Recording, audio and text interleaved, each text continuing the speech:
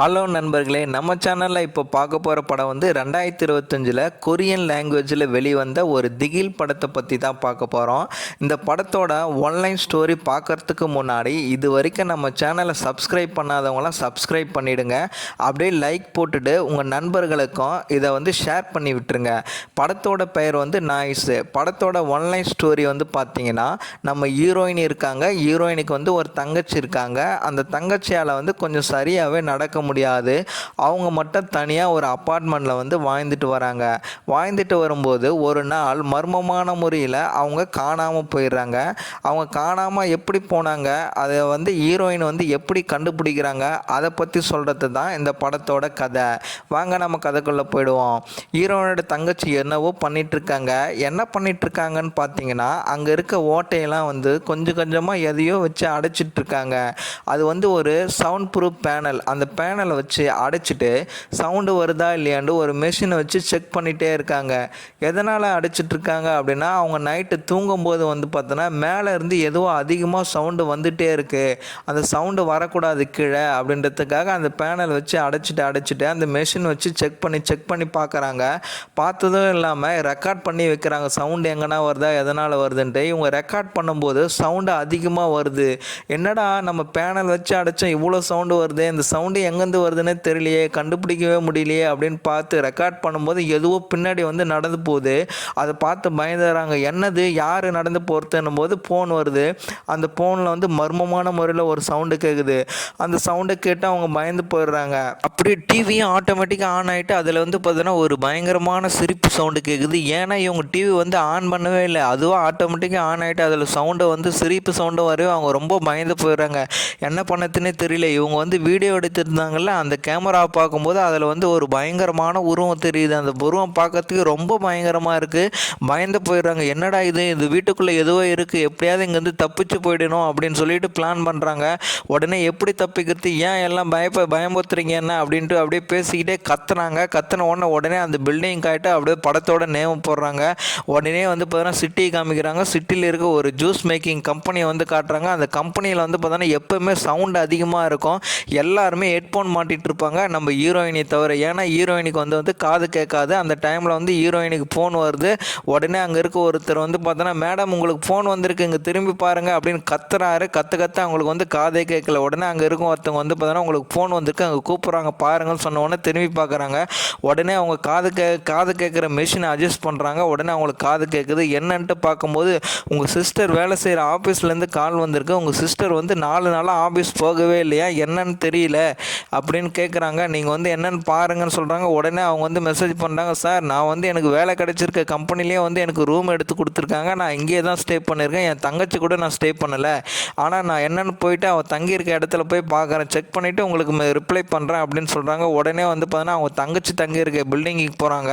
அங்கே போன உடனே பார்த்தீங்கன்னா வெளியே அந்த டோருக்கு முன்னாடி வந்து ஒரு லெட்டர் மாதிரி இருக்குது. அந்த லெட்டரில் என்ன எழுதி வச்சுருக்கு அப்படின்னு பார்த்தீங்கன்னா, நான் ரொம்ப பயந்து போய்க்கிறேன், என்னை விட்டுருங்க அப்படின்ற மாதிரி எழுதி வச்சுருக்கு. யார் இது எழுதியிருப்பா, தங்கச்சி தான் எழுதியிருப்பாளா, எல்லாம் அங்கே இருக்க அப்பார்ட்மெண்ட்டில் வந்து தங்கியிருக்கவங்களை எழுதியிருக்காங்களான்னு தெரியலையே அப்படின்னு சொல்லிட்டு அவங்க உள்ளே போகிறாங்க.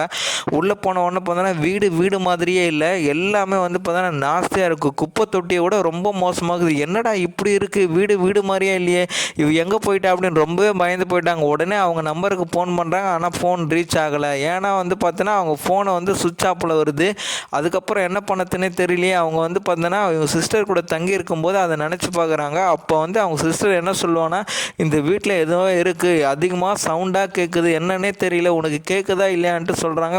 அப்படி சவுண்டெல்லாம் எதுவுமே கேட்கலப்பா, நீ ஏன் இந்த மாதிரி பயமுறுத்துற என்ன அப்படின்னு சொல்கிறாங்க. இல்லைக்கா, உண்மையாகவே சவுண்டு அதிகமாக கேட்குது, அங்கே பாரு, மேலே பாரு எவ்வளோ சத்தம் கேட்குது பாரு, உனக்கு காது கேட்குதா இல்லையான்னு சொல்கிறாங்க. அவங்க சிஸ்டர், ஏன்டி மென்டலாடி நீ லூஸ் மாதிரி பேசிகிட்டு இருக்க, சவுண்டெல்லாம் எதுவும் வரலன்றாங்க. அங்கே அமைதியாக இருங்கக்கா, அங்கே பாருங்கள் மேலே பாருங்கள் சவுண்டு அப்படின்ட்டு ஒரு ஸ்டிக் எடுத்து மேலே தட்டுறாங்க. யார் நீங்கள், ஏன் எங்களை வந்து பயமுறுத்துறீங்க அப்படின்ட்டு கத்துறாங்க. இவங்க சிஸ்டர் வந்து நம்பவே இல்லை. ஏன்டி பைத்தியம் மாதிரி பண்ணிட்டு இருக்காதே அப்படின்னு திட்டுறாங்க. உடனே அவங்க தங்கச்சி என்ன பண்ணுறாங்க, கோவத்தில் வந்து ரூமுக்குள்ளே போயிட்டு கதவை சாத்திக்கிறாங்க. அதுக்கப்புறம் வந்து பழையது இவங்க ஃபோன் பேசுறதுலேருந்து வந்து என்ன பண்ணலாம் அப்படின்ட்டு பார்த்தோன்னா, அவங்க தங்கச்சி வந்து ஒர்க் பண்ணுற ஆஃபீஸ்க்கு போகிறாங்க. அவங்க ஒரு பையன்கிட்ட போய் அவங்க தங்கச்சி பற்றி விசாரிக்கிறாங்க. எங்கள் தங்கச்சி பார்த்துருக்கீங்களா, அவங்க ஏதாச்சும் உங்ககிட்ட சொல்லியிருக்காங்களா அப்படின்ட்டு கேட்குறாங்க. உங்கள் தங்கச்சி எனக்கு தெரியும், எப்போ பார்த்தாலும் ஒரு விஷயத்தை அடிக்கடி பேசிகிட்டே இருப்பாங்க, அவங்க ரூமில் வந்து அதிகமாக எப்போது போனதும் சவுண்டு வந்துகிட்டே இருக்கும். அந்த சத்தத்தை பற்றியே அவங்க சொல்லிகிட்டே இருப்பாங்க. எனக்கு பயமாக இருக்குது, என்னன்னு தெரியல, என் ரூமில் மட்டும் அடிக்கடி சத்தம் வந்துகிட்டே இருக்குது, என்ன பண்ணதுன்னே தெரியலன்னு சொன்ன உடனே ஹீரோயின் என்ன பண்ணுறாங்க, அப்படியே சொல்லிட்டு இருந்தா ஓகே இருந்தா என்னுடைய ஃபோன் நம்பர் நோட் பண்ணிக்க, வேறு ஏதாவது டீட்டெயில் தெரிஞ்சதுன்னா எனக்கு உடனே வந்து என்னை காண்டாக்ட் பண்ணு அப்படின்னு சொல்லிட்டு ஃபோன் நம்பர் கொடுக்குறான். அவனும் வந்து பார்த்தோன்னா ஃபோன் நம்பரை நோட் பண்ணிக்கிறான். அதுக்கப்புறம் வீட்டுக்கு வரான். வீட்டுக்கு வரும்போது ஒரு ஹேண்ட்பேக் கிடைக்குது. உடனே வந்து அவங்க தங்கச்சியோட மொபைல் இருக்குது. மொபைல் எடுத்து பார்த்தா மொபைலில் சுத்தமாக சார்ஜே இல்லை. என்னடா அந்த மொபைலில் சார்ஜே இல்லையன்ட்டு அந்த மொபைல் சார்ஜ் போடலான்ட்டு எடுத்து பார்க்குறான். எடுத்து பார்த்து சார்ஜ் போட ட்ரை பண்ணுறான். சார்ஜ் போட்ட உடனே சார்ஜ் ஏறிடுது. அதுக்கப்புறம் வந்து பார்த்தோன்னா சார்ஜ் ஏறிட்டு இருக்கும்போது வந்து அங்கே ஒரு தரையில் வந்து ஒரு துணி இருக்குது. அந்த துணியை எடுத்த உடனே பார்த்தீங்கன்னா அங்கே ரொம்ப நாளாக வந்து பார்த்தோன்னா ஒரு கட்டையில் பாசி பிடிச்சா எப்படி இருக்கும் அந்த மாதிரி இருக்குது. பார்த்து அப்படியே பயந்துடுறா. என்ன இந்த இடத்துல மட்டும் அப்படியே பாசி பிடிச்ச மாதிரி இருக்குது, என்னன்னு தெரியலையே அப்படின்ட்டு பயந்துடுறா. உடனே வந்து பார்த்தோன்னா ஒரு ஃபோன் எடுத்து ஃபோன் பண்ணுறான். எவனோ ஃபோன் பண்ணுறான். யாருன்னு பார்த்தா வெளியே எந்த ஒருத்தவன் கத்திட்டு இருக்கா. ஏன் மேடம் ஏன் ஃபோன் எடுக்க மாட்டீங்களா, என்ன பண்ணிட்டு இருக்கீங்க, சீக்கிரமாக ஃபோனை அட்டன் பண்ணுங்க, இங்கே பாருங்கள் வந்து கதவு தருங்க அப்படின்னு பொறுமையாக வந்து கதவு திறந்து பார்க்குறான். என்னங்க உங்களுக்கு என்ன வேணும் அப்படின்னா, உங்கள் ரூமில் இருந்து தான் பயங்கரமாக சவுண்டு வந்துட்டுருக்கு, நீங்கள் தான் சத்தம் போட்டுட்ருக்கீங்களா, இன்னொரு தடவை சத்தம்லாம் போட்டிங்கன்னா அவ்வளோதான் அப்படின்னு சொல்லிட்டு இருக்கான். நான் சத்தம் போடலை, நான் இப்போ தான் வந்திருக்கேன், என் தங்கச்சியே காணாமல் போயிட்டு அவளை தேடிட்டு இருக்கேன், இப்போ என்ன உங்களுக்கு, நான் எங்கே சத்தம் போட்டேன் அப்படின்னா உங்கள் ரூமில் இருந்து தான் அதிகமான சவுண்டு வந்துட்டுருக்கு, அந்த சவுண்டை வந்து கண்ட்ரோல் பண்ணுங்கள், என்னால் தூங்கவே முடியல, அங்கே எப்போ பார்த்தாலும் ஏதாவது பண்ணிகிட்டே இருக்கீங்க, ஏன் அவ்வளோ சவுண்டு வருது உங்கள் ரூமில் இருந்து அப்படின்ட்டு வந்து பேசுகிறான். அவளை இன்னொரு தடவை சவுண்டு வந்ததுன்னா உன்னை எங்கேயோ வந்து பார்த்தீங்கன்னா பொலி போட்டுருவேன் அப்படின்னு சொல்கிற மாதிரி வந்து பார்த்தீங்கன்னா கத்திட்டு போகிறான். உடனே என்ன பண்ணதுன்னு தெரியல. உடனே சார்ஜ் போட்ட ஃபோனை எடுத்து ஆன் பண்ண ட்ரை பண்ணுறான். அதில் வந்து பாஸ்வேர்டு தப்புன்னு சொல்லுது. என்ன பண்ணலாம் அப்படின்ட்டு மறுபடியும் வந்து ட்ரை பண்ணிகிட்டே இருக்கான் அவங்க தங்கச்சி மொபைலை ஆன் பண்ணுறதுக்கு. உடனே வந்து பார்த்தோன்னா பாஸ்வேர்டு மறுபடியும் தப்புன்னு சொல்லுது. உடனே அங்கே இருக்க ஃபோட்டோவை பார்க்குறான். சின்ன வயசில் அவங்க அப்பா அம்மா எல்லாம் வந்து பார்த்தோன்னா ஒன்றா இருந்திருப்பாங்க. அப்போ வந்து ஒரு ஆக்சிடெண்ட் நடந்திருக்கும். அந்த ஆக்சிடெண்ட்டை வந்து நினச்சி பார்த்துட்ருக்கு. அப்படியே அவங்க அப்பா அம்மையும் நினச்சி பார்த்துட்ருக்கான். உடனே அங்கே இருக்க அந்த பில்டிங்காக இருக்க ஒரு செக்யூரிட்டியை போய் விசாரிக்கிறான். செக்யூரிட்டி, என் தங்கச்சி பற்றி உங்களுக்கு தெரியுமா அப்படி, உங்கள் தங்கச்சி அம்மா இந்த 604 ரூமில் இருந்தாங்களா, அவங்க தானே, ஆமாம் உங்கள் தங்கச்சி நல்ல பொண்ணுமா தெரியுமா, எப்போ பார்த்தாலும் என்கிட்ட ஒரு விஷயத்த சொல்லிகிட்டே இருப்பாம்மா, அந்த ரூமில் வந்து அதிகமாக ஏதோ சவுண்டு வந்துகிட்டே இருக்குது, என்ன பண்ணதுன்னே தெரியல, எனக்கு மட்டும் அந்த சவுண்டு கேட்குதா உங்கள் எல்லாருக்கும் கேட்குதா என்னன்னு தெரியல, அங்கே சத்தம் அதிகமாக வந்துகிட்டே இருக்குது, என்ன பண்ணதுன்னு தெரியலன்னு வந்து அடிக்கடி சொல்லிகிட்டே இருப்பாள். எனக்கு என்னவோ என் தங்கச்சி காணாமல் போனதுனால வந்து பார்த்தோன்னா நேற்று ஒருத்தன் வந்து என்னை கத்தி சத்தம் போட்டு போனான், அவன் மேலே தான் டவுட்டாக இருக்குது செக்யூரிட்டி சார் அப்படின்னு கேட்குறாங்க. உடனே இல்லைம்மா அதை பார்க்கறதுக்கு அவன் அப்படி தான் வந்து சத்தம் போடுவான், ஆனால் ரொம்ப நல்ல பையன், அவன்லாம் அந்த மாதிரி செய்யறதுக்கு சான்ஸே இல்லைம்மா, அவன் வந்து ரொம்ப நல்ல பையன் தான் அப்படின்னு சொன்னோன்னே இவன் வந்து யோசிக்கிற, வேறு எதுனா உங்களுக்கு டீட்டெயில் தெரியுமா அப்படின்னோடனே அங்கேருந்து ஒரு பொண்ணு வந்து பார்த்தோன்னா செக்யூரிட்டி சீக்கிரமாக கிளம்பி வாங்களேன், பேஸ்மெண்ட்லேருந்து என்னன்னு தெரில பயங்கரமாக வந்து அப்படியே பயங்கரமாக பேட் ஸ்மெல் வந்துட்டுருக்கு, என்னன்னு வந்து பாருங்க அப்படின்னோடனே அவனை வந்து செக்யூரிட்டியை வந்து செக் பண்ணுறான். பார்க்கும்போது வந்து பார்த்தோன்னா ஒரு 10-15 வருஷமாக அங்கே வந்து பார்த்தோன்னா தேவையில்லாத பொருட்கள்லாம் வந்து அங்கே இருக்குது, அதுலேருந்து தான் அதில் இவ்வளோ நாற்று அடிக்குது அப்படின்னு வந்து சொல்கிறாங்க. உடனே வந்து அந்த அப்பார்ட்மெண்ட்டோட ஓனரம்மா வந்து பொறுமையாக நடந்து வந்துட்டுருக்காங்க. அவங்க பேசுறதெல்லாம் கேட்டுகிட்டே இருக்காங்க. என்ன பேசிகிட்டு இருக்கீங்க அப்படின்ற மாதிரி வந்து அப்படியே மைண்டில் யோசனை பண்ணிட்டு நின்றுட்டுருக்காங்க. ஏம்மா உங்களை மாதிரி குடியிருக்கவங்களை வந்து பார்த்தோன்னா 10-15 வருஷமாக வந்து பார்த்தோன்னா எல்லா பொருளும் தேவையில்லாதெல்லாம் இங்கேயே வந்து விட்டுட்டு போயிடுறீங்க, பின்ன அதெல்லாம் எடுத்து நான் என்ன பண்ணுறது, அதனால தான் பேஸ்மெண்ட்டில் போட்டு வச்சுருக்கேன், இதெல்லாம் க்ளீன் பண்ண தந்தால் வந்து பார்த்தோன்னா காசு அதிகமாக செலவாகும், ஏன் நீ தர வாடகை 5-10க்கு இதெல்லாம் வச்சு க்ளீன் பண்ண முடியாது, வேணுன்னா வந்து குடும்பம் எல்லாம் வந்து காலி பண்ணு அப்படின்ற மாதிரி அந்த ஓனர் அம்மா திட்டுறாங்க. திட்டினோடனே இவங்க வந்து கிளம்பி போங்க அப்படின்னோடனே, சார் இந்த ரூம் பற்றி மறுபடியும் ஏதோ ஒரு விஷயம் சொல்ல வந்தீங்களே அப்படின்னு செக்யூரிட்டிகளை கேட்குறாங்க. ஏமா அப்புறமா பேசலாமா, அந்த ஓனர் அம்மா கத்திக்கிட்டே இருப்பாங்க, நீ போமா அப்படின்னு சொல்லிட்டோன்னே இவங்க வந்துடுறாங்க. உடனே வந்து இவங்க ஆஃபீஸ் போகிறாங்க. ஆஃபீஸ் போனோன்னு, ஏமா என்ன நீ இப்போ வந்து நீ சரியாக காது கேட்கல அப்படின்ட்டு உனக்கு வேலை கொடுத்தா நீ என்ன அடிக்கடி உன் இஷ்டத்துக்கு வந்து லீவ் போட்டுட்டு போகிற, இதுக்கப்புறம் ஒழுங்காக வேலை செய்கிற மாதிரி இருந்தால் செய், இல்லைனா வந்து பார்த்தோன்னா சுத்தமாக லீவ் எடுத்துகிட்டு வீட்டையே இரு. சார் இல்லை சார் எங்கள் தங்கச்சி வந்து பார்த்தோன்னா காணாமல் போயிட்டா, அவர் எதனால் காணாமல் போனால் என்னென்ன ஆச்சுன்னே தெரியல அவளுக்கு அப்படின்னோடனே, ஒழுங்காக வேலை செய்ய தந்தால் செய்யுமா, இல்லைனா வந்து நீ ரிசைன் பண்ணிவிட்டு போ அப்படின்னு அந்த பக்கம் திரும்பி நின்று பேசுகிறான். என்ன பேசுகிறான்னு தெரியல. அதனால் அவங்க யூஸ் பண்ணுற ஆப்பை யூஸ் பண்ணி அது மூலம் வந்து இவங்க பதில் அளிச்சுட்டு அங்கேருந்து வந்து ரிசைன் பண்ணிவிட்டு வந்துடுறாங்க. வரும்போது மறுபடியும் அவங்க அப்பார்ட்மெண்ட்டில் அந்த டோரில் வந்து பார்த்தோன்னா எழுதி வச்சுருக்கு, மறுபடியும் நீ சத்தம் போட்டுருக்க, உன்னை என்ன பண்ண போகிறேன்னு தெரியல பார் அப்படின்ற மாதிரி எழுதி வச்சுருக்கு. என்னது மென்டல் பையன் மறுபடியும் இந்த மாதிரி எழுதி வச்சுருக்கானே அப்படின்ட்டு அந்த நோட்டீஸ் எடுத்துகிட்டு அந்த பக்கம் திரும்பி பார்த்தா அந்த பேய் நின்றுட்டுருக்கு, இவங்களையே பார்த்துட்ருக்கு. இவங்க அதை பார்த்துட்டு பயந்து உள்ளே ஓடி போயிட்டாங்க. அதுக்கப்புறம் வந்து பார்த்தோன்னா செல்ஃப் ஓப்பன் பண்ணி இவங்க ட்ரெஸ்லாம் எடுத்து அடக்கி வச்சுட்றாங்க. அடக்கி வச்சுட்டு அங்கே ஏதாவது தடயம் கிடைக்குதா அப்படின்ற மாதிரி பார்க்குறாங்க. பார்க்கும்போது ஒரு லெட்ரு இருக்குது. லெட்ரு கூட வந்து பார்த்தீங்கன்னா அந்த காது கேட்குற மிஷினும் இருக்குது. அவங்க எடுத்து அந்த லெட்ரு படிக்கிறாங்க. அக்கா உன்னை ரொம்ப மிஸ் பண்ணுறேங்க, உனக்காக தான் அந்த புது மிஷின் வாங்கி வச்சுருக்கேன், உனக்கு பர்த்டே வரப்போகுதுன்ட்டு கேக்கெல்லாம் கூட வாங்கி வச்சுருக்குங்க. நான் தனியாக இருக்கேன், இங்கே பயமாக இருக்குது, என்னை விட்டுட்டு ஏங்க நீங்கள் அங்கே போய் தங்கிட்டு இருக்கீங்க, நீங்கள் வாங்க நம்ம 2 பேரும் ஒன்றா இருக்கலாம் அப்படின்ற மாதிரி அந்த லெட்டரில் எழுதி வச்சுருக்கு. உடனே அதை பார்த்து அவள் அழ ஆரம்பிக்கிறான். ஃபோனை எப்படியாவது ஓப்பன் பண்ணணும் அப்படின்னு சொல்லிட்டு அந்த கேக்கில் இருக்க டேட்டு போட்டு பார்ப்போம் அப்படின்ட்டு போட்டு பார்த்தோன்னா ஃபோன் ஓப்பன் ஆகிடுச்சு. உடனே என்னென்னா அந்த ஃபோனில் வந்து அதிகமான ரெக்கார்ட் வாய்ஸு, அதுக்கப்புறம் வந்து நிறைய பேர் கால் பண்ணது டீட்டெயில்ஸ்லாம் இருக்குது. ஒரு ரெக்கார்ட் வாய்ஸை வந்து கேட்டுட்ருக்கா. அப்போ வந்து பார்த்தீங்கன்னா தேவையில்லாத சவுண்ட்ஸு, ஒரு லேடிஸ் அழுகுற மாதிரி அந்த சவுண்டெல்லாம் அந்த ஃபோனில் வந்து ரெக்கார்ட் ஆகிருக்கு.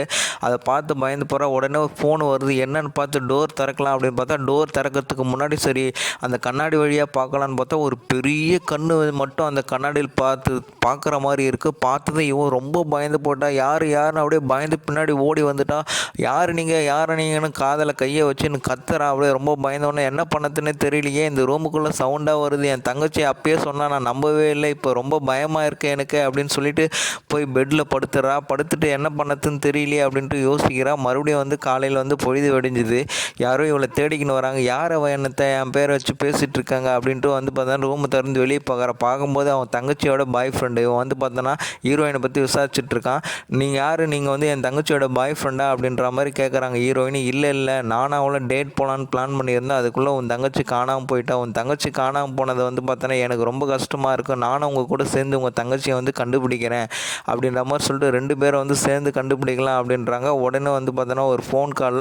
அந்த ஃபோனை வந்து பார்த்தோன்னா ஒரு மேனேஜர் அவங்களுக்காக ஃபோன் பண்ணியிருப்பாங்க அவங்க தங்கச்சி. அந்த ஃபோனை அட்டன் பண்ணது அந்த மேனேஜர் போய் பார்க்குறாங்க. எதுக்கு என் தங்கச்சி உங்களுக்கு ஃபோன் பண்ணால் சொல்லுங்கள் அப்படின்ற மாதிரி விசாரிக்கிறாங்க.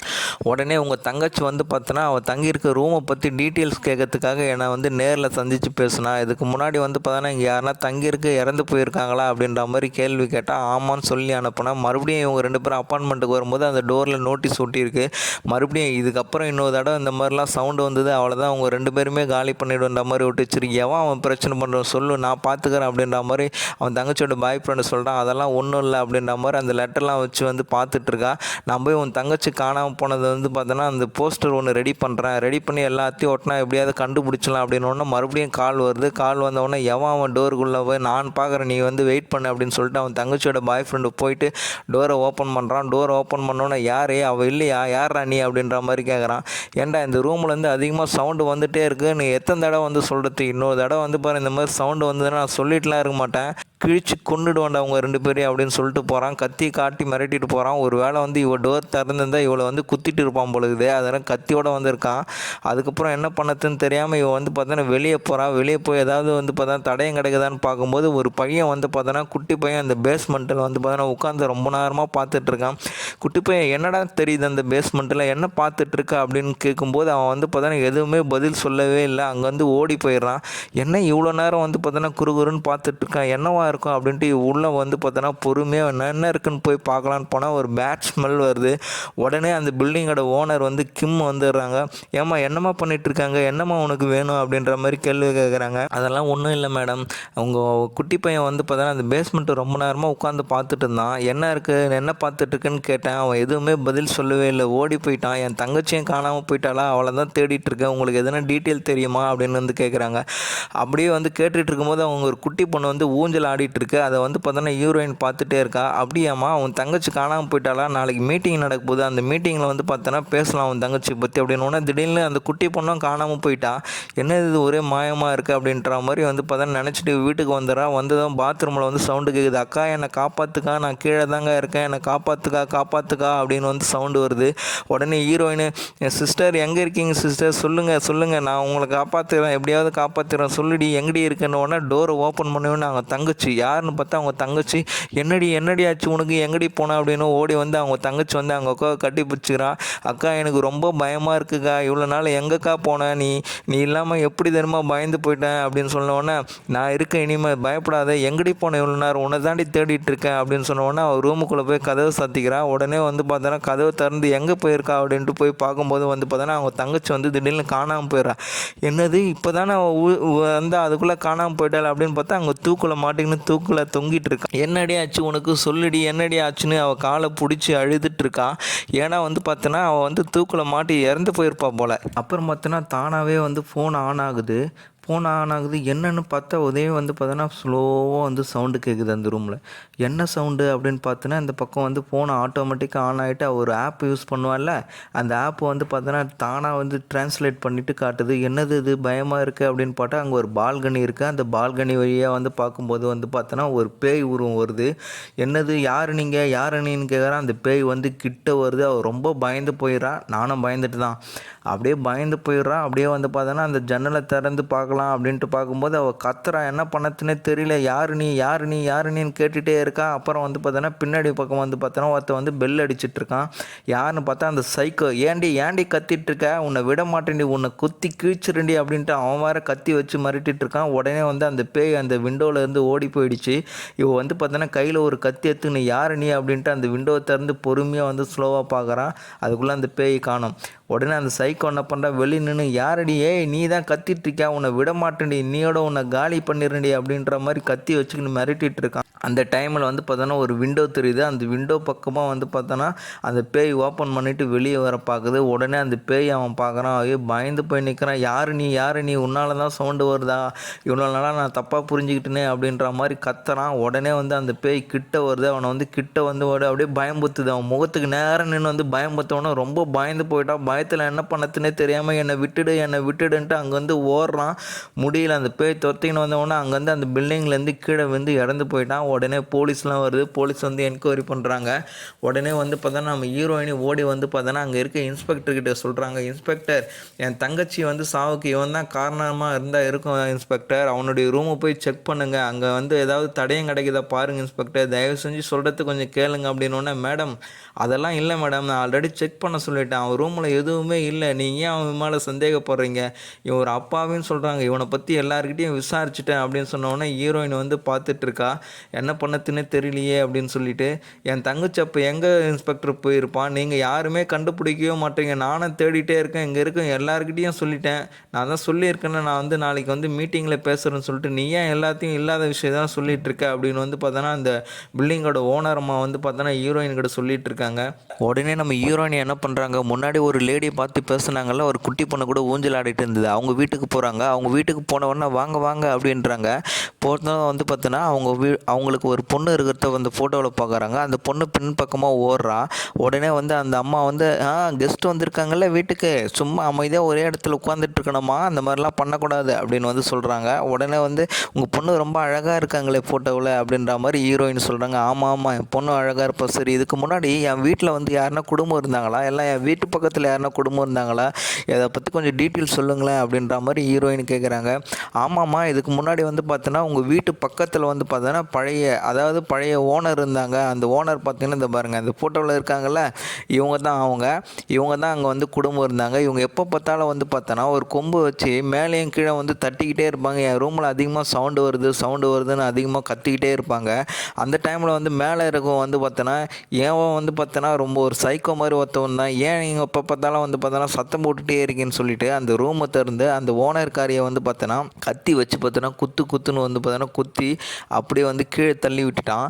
உடனே வந்து பார்த்தோன்னா அந்த ஓனர்காரி வந்து யாருன்னா காப்பாற்றுவாங்களான்னு சொல்லிட்டு வந்து பார்த்தோன்னா கீழே விழுந்தவன் வந்து பார்த்தோன்னா அப்படியே வந்து உயிருக்கு போராட்டி இருந்தா, ரொம்ப நேரமாக உயிருக்கு போராட்டி இருந்தா, ஆனால் யாருமே காப்பாற்றவே இல்லை.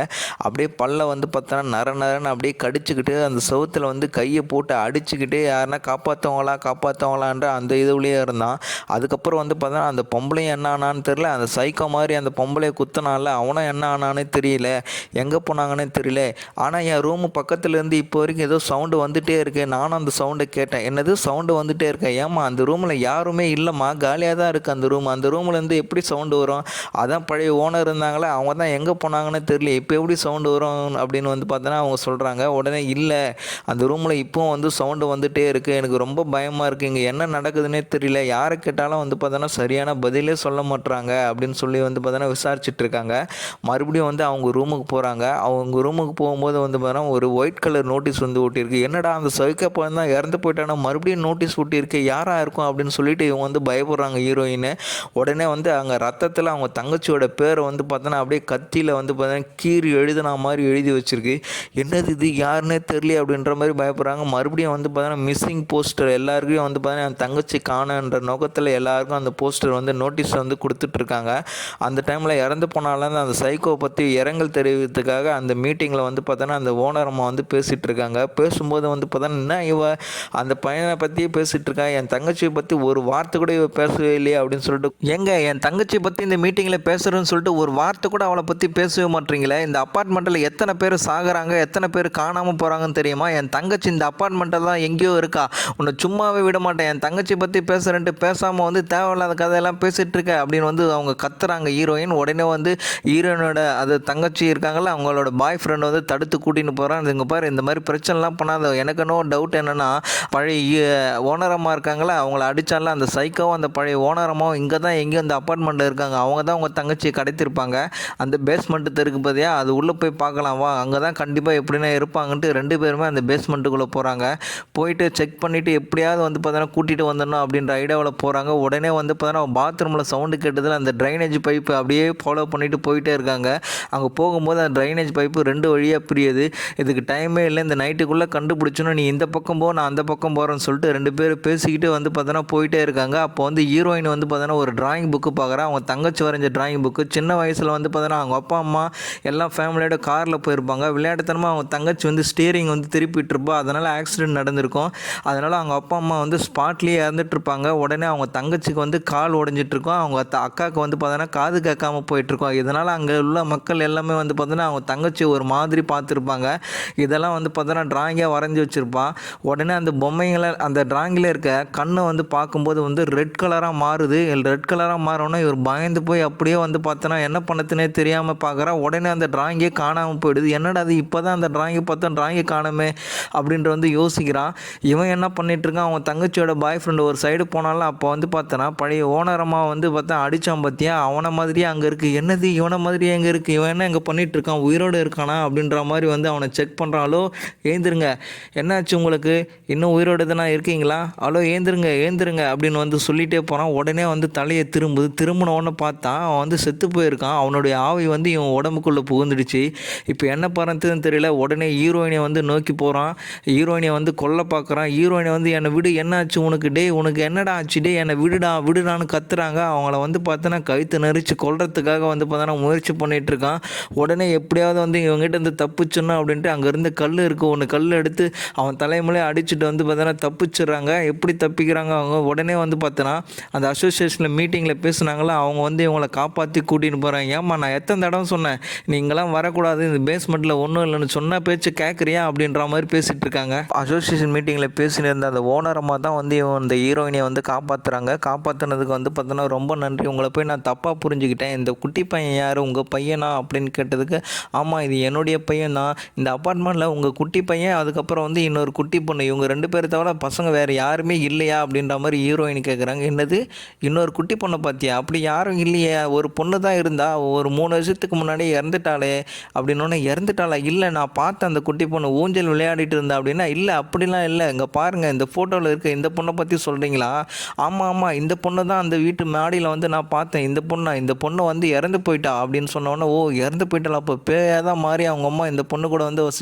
வாழ்ந்துட்டு வராங்க போல் அப்படின்ற மாதிரி நம்ம ஹீரோயினை வந்து நினச்சிக்கிறாங்க. சரி என் ஃப்ரெண்டை பார்த்தீங்களா, அவன் என் கூட தான் பேஸ்மெண்ட்டில் வந்தான், நான் போலீஸுக்கு கால் பண்ணியிருக்கேன், உடனே வந்து அவங்க வந்து பார்த்தோன்னா தேடி என்னன்னு பார்த்துருவாங்க, நீ பயப்படாத அப்படின்னோடனே அவங்க பையன் வந்து கிட்ட உனக்கு என்ன ஆச்சு அப்படின்னோடனே, இந்த இது ஃபஸ்ட்டு இந்த காது கேட்குற மிஷினை வந்து எடுத்துடு, இதனால தான் எல்லா பிரச்சனையும் வருது, இந்த மிஷினை காதுக்குள்ளே போட்டினா அந்த சத்தம் வந்து பார்த்தோன்னா நம்ம தலையே வெடிச்சுற மாதிரி கேட்கும், அப்புறம் நம்மளால் வந்து உயிரோடு இருக்க முடியாது, இன்னொரு தடவை அந்த பேஸ்மெண்ட்டான்லாம் நீங்கள் போகாதீங்க அப்படின்னு சொல்லிட்டு அந்த குட்டி பையன் போயிடறான்.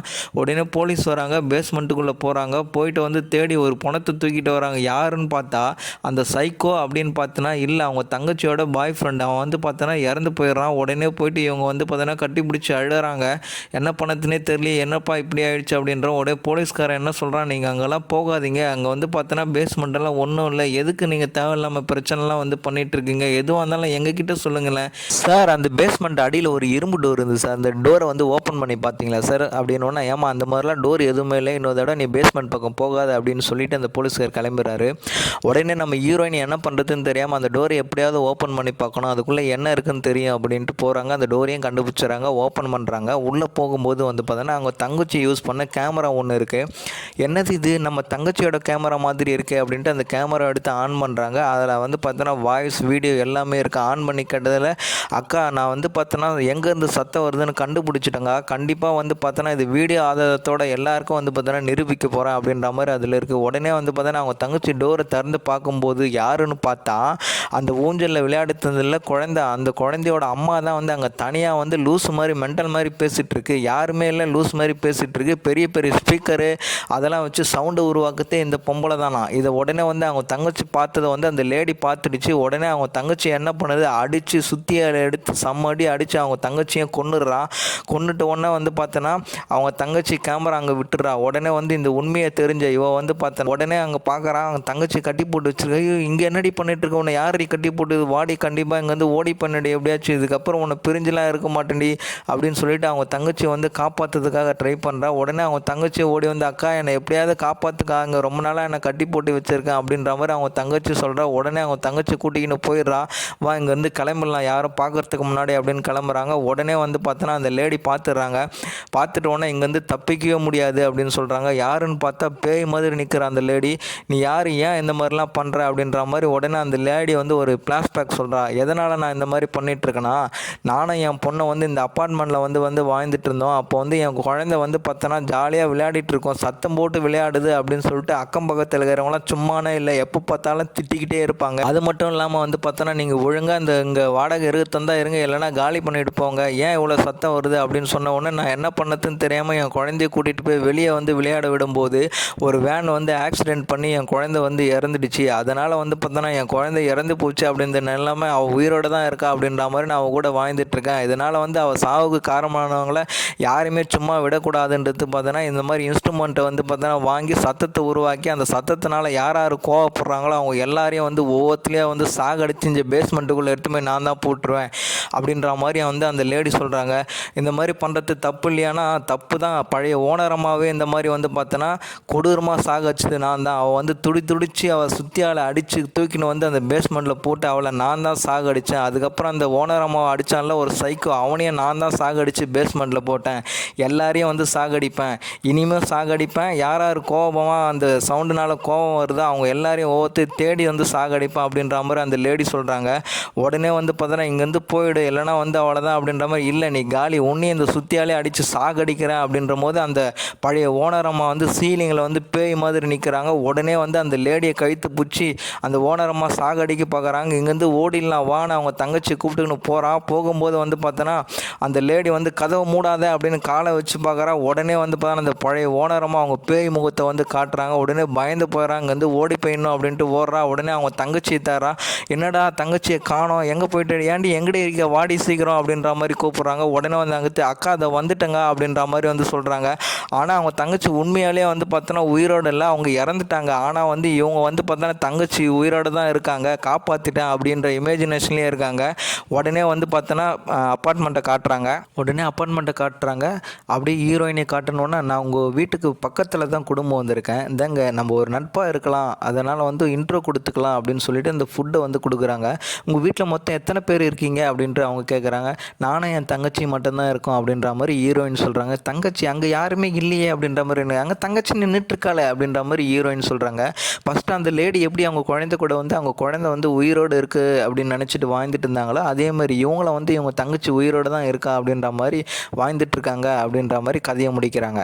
நம்ம சேனலை இது வரைக்கும் சப்ஸ்கிரைப் பண்ணாதவங்களாம் சப்ஸ்கிரைப் பண்ணிவிட்டு அப்படியே லைக் போட்டுருங்க, அப்படியே உங்கள் நண்பர்களுக்கு ஷேர் பண்ணி விட்டுருங்க. இதே மாதிரி இன்னொரு இன்ட்ரெஸ்டிங்கான ஸ்டோரியில் சந்திப்போம்.